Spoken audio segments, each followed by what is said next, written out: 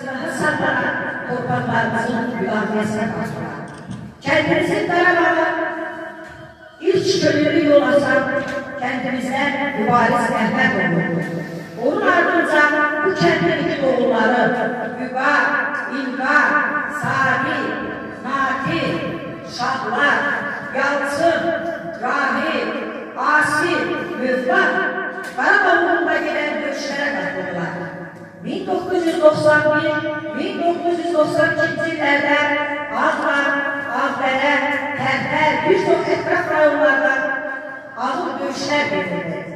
Ağdam'ın Abdal'ın kendine kızgın dövüşler verildi. Ordumuz düşmana sarsıntı zərbələr indirildi.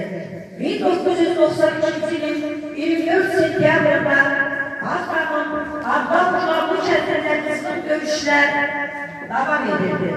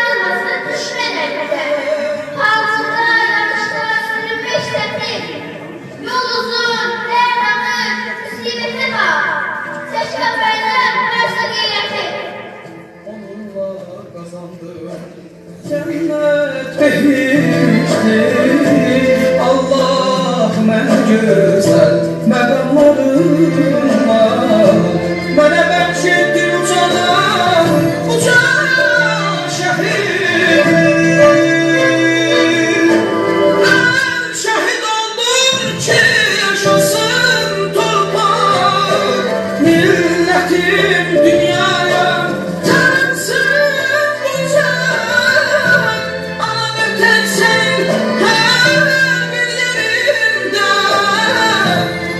şehit oldum ki ucalsın bayrak.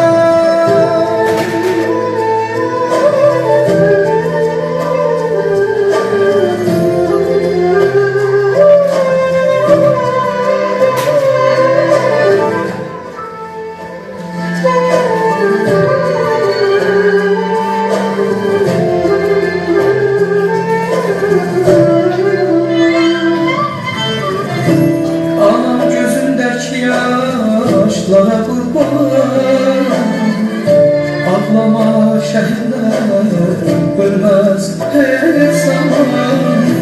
Ben size aldığım öğütleriyle oldum vətənə layık iki qəhrəman. Düşmənlə savaşta tarih yazmışlar, onlardan layıklı qisas almışlar.